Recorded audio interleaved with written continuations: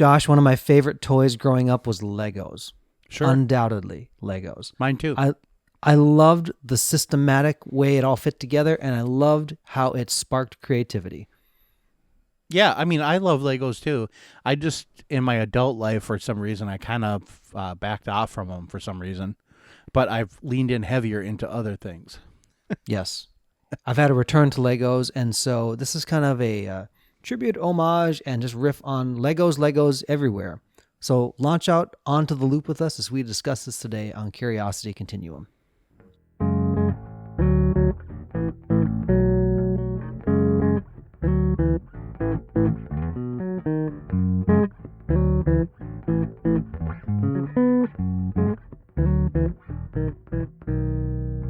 Hey everybody, this is Josh. And this is Brian. Welcome to Curiosity Continuum. We're a podcast and movement started by two lifelong friends whose mission is to guide you through a life learning process by changing the world and helping you level up your contextual awareness and sharpen your collaboration and problem solving skills. Our conversations explore, examine, and reframe practical topics that help you learn something new and apply what you already know in a new way. If you find these conversations helpful, please hit subscribe on your favorite podcast app and rate us. Leave a review so others can join the community.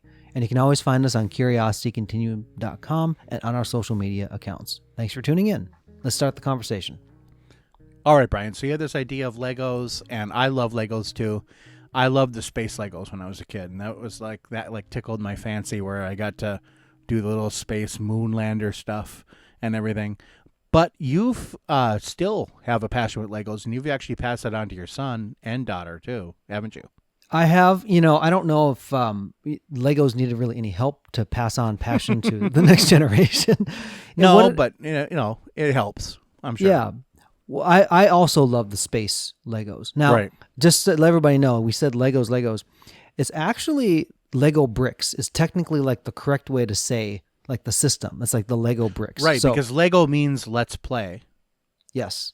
It's kind of a twisting / corruption / bending. Well, it's a Danish company, Denmark.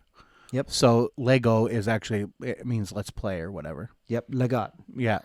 So, Legos everywhere. Let's talk about where Legos began. Now, some of this information you can find online. But when Josh and I were young, many, many years ago. A long time now, yeah. you had like the town set. Right. You had the space set. You had like the knight set, like the medieval type of set, and a few other kinds of things, right? There's the horses and whatever. And it wasn't like the cult of minifigures that it is today. It was like just basic sets. Like here's a spaceship. Here's a, like the fire station or something like that, right? It was more just like, here's everyday life built in bricks. Yes. And so you would get a set. And I remember this. So like some sets you'd buy, it's like, hey, here's the thing you could build. Sometimes they offered pictures of variant builds that they didn't give you instructions for. Pretty much a lot of times they would show you on the back or even in the instruction manual. I think almost every time there was like 2 or 3 other things. They'd be like, here's something else you can do with this set, but they would never show you how to do it. That's actually where I kind of took that as a challenge. One day I was like, you know what? I'm going to try to build that thing. And I looked at it and I figured it out. And you know what? I really enjoyed it. And some people really keep their Legos separate. Now, I'm at this place. I might be that guy now that would separate Legos a little bit more cohesively. But right. Oftentimes they ended up in a big box. That's what we did. Yeah. Yeah. Now, my wife, who is a fine artist, she does mosaic and other things. And when we put these things together, and then she saw my son and I tearing these apart like a month later, she's like, what did you do? What are you doing? You just built it. I go, I know. I said, but the fun of Legos is not only building what you set out to build, but then tearing it apart and then asking yourself the question, what else can I build from these parts? Right. What else can this become? That was where I found a lot of creative expression in a very, it's an awesome system. Like Legos is one of my favorite systems on the planet, probably. It all works together, right? There's really not like a wrong thing. There's like better things. Like if you put 2 Legos together, look, a bug, it's like, well, that may not be the most innovative thing you could build. Right. But you're exploring your creativity. So when Isaac, my son, was born, it gave me permission to start looking at the world of Legos again when I stopped paying attention to Legos was in my teenage years. And this wasn't like the raging age of the internet. It was like, well, I must have to move on to more adult things now because Legos, you know? I didn't realize, I mean, I did. I gave my Legos away. I was actually very sad about it. I'm like, oh man, like, I guess that's what you do. And I still have a box of Legos somewhere in this home. I should actually, now they're vintage Legos, so they're expensive. You've been holding out on me, bro. I got a whole box of them.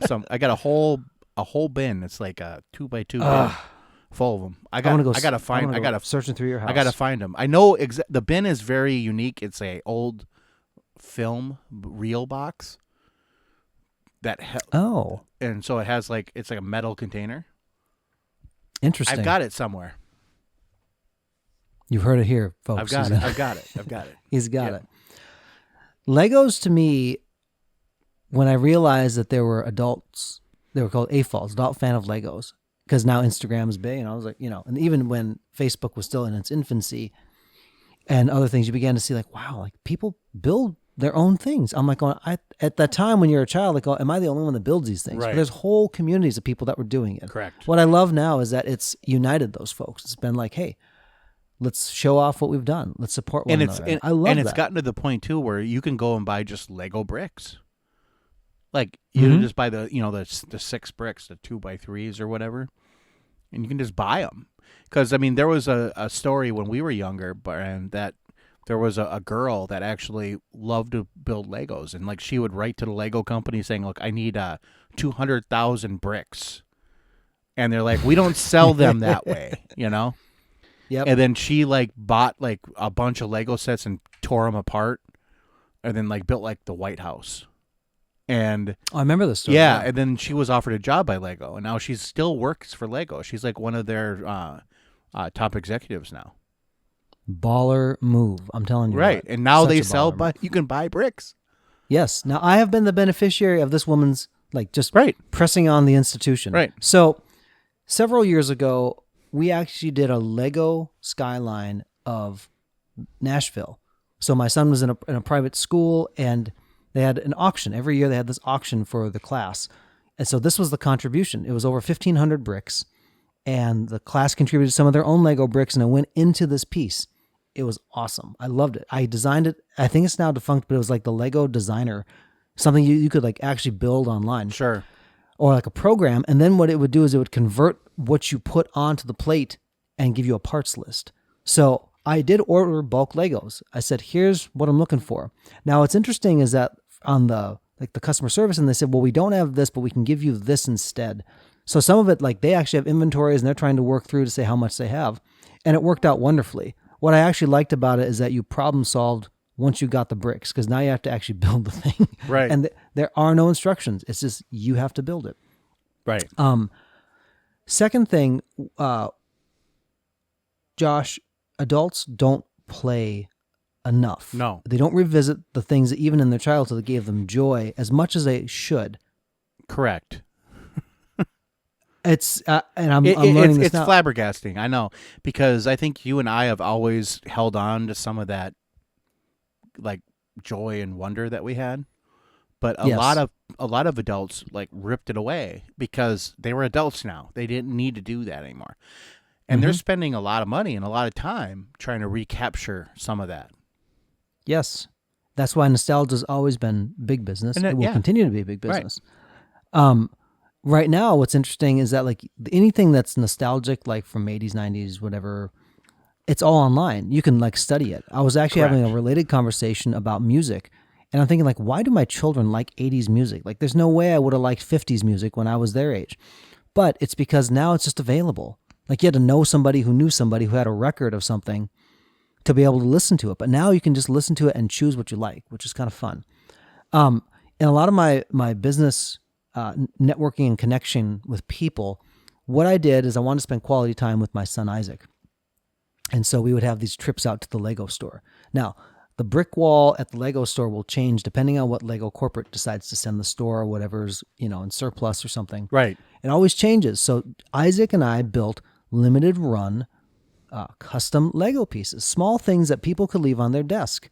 And so we built a robot. We've built 3 different versions of a strawberry. We've had 5 different generations of grasshoppers, or caterpillars. I mean, we added in a building, and I tell a story behind each one, and I bag them up, and I have my card in it, and I leave it with people. Do you know that people 4 years down the road still have these things? It's still in the bag that I gave it to them. Like, oh my gosh! Like, part of it's like, you still have this thing? Go, yeah, it's on my desk. I'm like, that's remarkable. Some people said like, oh yeah, it's still there, keeping me company, because it's an analog reminder. Like, you should play. Right. You know. Right. That childlike wonderment is not dead when you become an adult. I think that there's this idea that when we grow up, we like go in this cocoon, and then we, come out and we're like butterfly, right? And we don't need any of that stuff from the past. And we don't need that. But that's not true. We do need it. And as human beings, we actually desire it. And it's good to have that tendril to the past. Whether you have children or not, it's good. And I mean, if you see behind me, which nobody does because we're not recording video on this yet. Not yet. We are going to. That's a tease. But I have games. I play games, and my wife affectionately refers to me as a man-child, and that kind of stuff.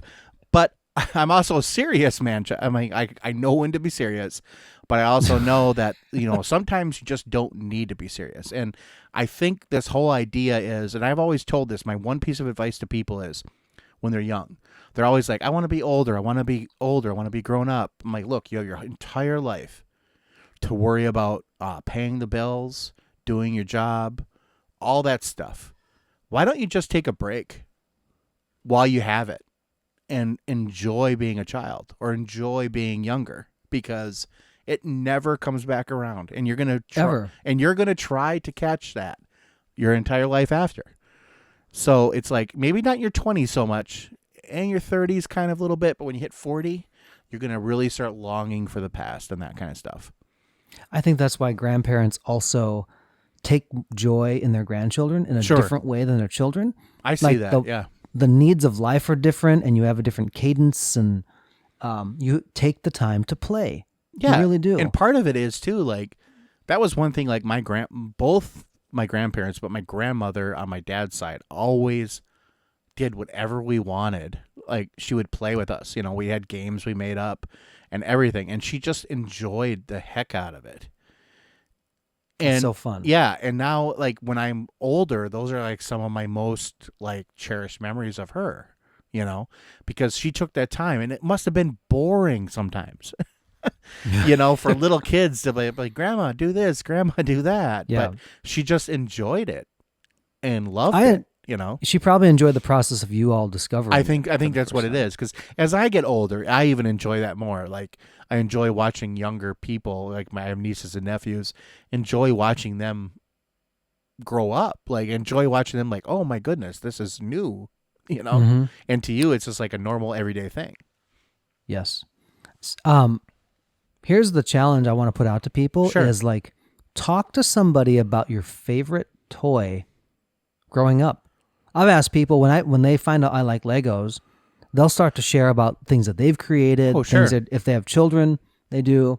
I'm tell you what, sometimes when you're in the business world and everybody's trying to have like a very serious adult conversation, about all the things you should be like, yes, are we on brand? And are we talking about the financials in the right way?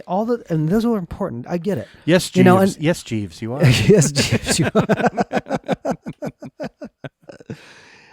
You can get so business speaky. Yeah. You don't know the person. You get so caught up in the adult. And you miss the person. Yeah. Because you're so busy trying to adult. Right. There's a lady, God bless her. She was all the professional you needed to be, right? And I was going into this organization, I'm like, I already believe in what your organization does. Yeah. I wouldn't be here if I didn't. I'm on board. And yeah. I'm on board. But she felt like she needed to almost continue to give me the pitch and give me the and I'm like, it's a 60-minute meeting. At 55 minutes, I bring out the Legos and totally level sets the conversation. And she goes then I found out her favorite color. And she goes why would you ask me that? And it just completely turned the conversation. I said, because I wanted to get to know you. I said, I already knew that this, I can do my research. I can go online and take a look. Yeah, I understand the basics. I want to know what makes this special, Yeah, I want to understand you. And that's you. Yeah, exactly.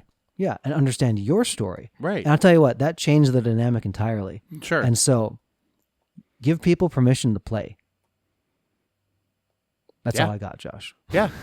I think it's a great place to put a comma because people need to find time to play. Go build some Legos. Go have fun. Go do it. Even if it's not Legos, get on that swing set. Do something. No, it's got to be Legos. Yeah. Okay. I guess the title of the episode says it all, right, Brian? Exactly. All right. So until next time, this is Brian. And this is Josh. For Curiosity Continuum.